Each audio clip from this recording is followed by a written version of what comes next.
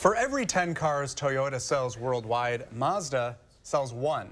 It's not a big company, but it's been a favorite for people who like to drive. The Miata put the company on the map, and now they're out with a new vehicle that weighs as much as 2 Miatas. But as Harvey Briggs tells us as we go behind the wheel, the CX-90 is still kind of fun to drive.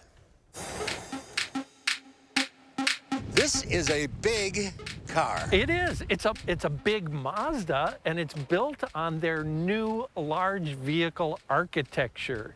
This is the all-new Mazda CX-90, not to be confused with the CX-9. It's going to replace that. Or confused with the XC90 Volvo. Exactly. The CX-90 is a 3-row crossover, replacing the CX-9, and this all-new from the wheels-up vehicle is electrified in every trim level. This is a plug-in hybrid. It's all-wheel drive, all of them. You can get it with just a 3.3-liter turbocharged engine, traditional gas engine with a mild hybrid, but there's no just pure gas engine anymore in this vehicle.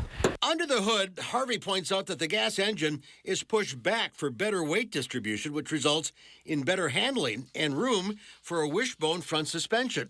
That all makes for a better driving experience. All models are rear-biased all-wheel drive. It competes with the likes of the Toyota Highlander, Kia Telluride, and Hyundai Palisade. Let's go for a drive. This plug-in hybrid will completely charge overnight with a standard 110-volt plug and will deliver about 26 miles of pure electric driving. You could drive it all week around town, never have use a drop of gas, and then you could drive to Minneapolis and not think twice about it. So maybe until they have the infrastructure a little more robust, this might be exactly. an option. These plug-in hybrids make a ton of sense from that standpoint. You're doing your best on a daily basis to cut your carbon emissions, but still giving yourself the option of really taking it up north. Exactly. And you'll be doing it in style. Yeah, it looks great. I think Mazda does a nice job with the sculpting on these. Gives the side profile a little bit of interest. The grille is its Mazda signature look, but it's not that crazy over-the-top, overscaled grille. Really nice profile look. Again, you've got a slightly sloping rear roof. You'll notice the short front overhang up here.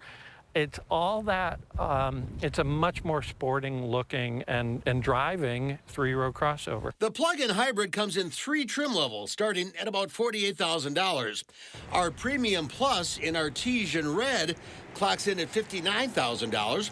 Without the plug-in, a 2024 CX-90 starts at $39,000 and can go up past 60 big ones when you get the 3.3-liter Turbo S hybrid. And then you have all the different trim levels, Mark. There are 11 different configurations between engines and trim levels, so it's all very confusing. All you need to know, though, is that if you love to drive and you have to buy a 3-row crossover, this is the one you're going to want to buy. Not a luxury brand. No, it's not a luxury brand, and this really isn't a luxury vehicle. It's a premium vehicle.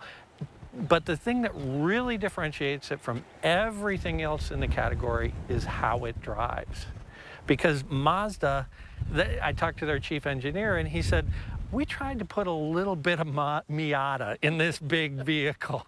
And that's a good thing. Yeah, it is. For someone like me who loves to drive, these 3-row crossovers can be kind of soul-sucking.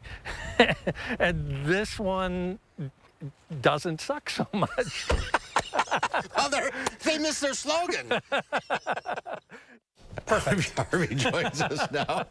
And you can pull 5,000 pounds yeah, of this thing? it tows 5,000 pounds. You know, those 3-row crossovers or SUVs, they're meant to haul a family around. And so most people don't think about the driver in that situation. And Mazda, because of who they are, that's kind of what they did, and produced a really nice vehicle.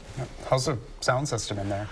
That's got a solid premium sound system. The upgrade on that, I can't remember the brand that they put in, but I know in using it for a couple of days, it really does sound good. So if you need one of these things, Yeah, if you need one, if you need one and you love to drive, this is the one you should probably put at the top of your list. I got a Highlander once. It was a loaner and wouldn't fit in my garage. Yeah, that Highlander is pretty big. This is very similar in size. So again, this is that big three-row crossover vehicle that a lot of people are looking for. Make these sure it fits days. in the garage. That's right. Thank you, Harry.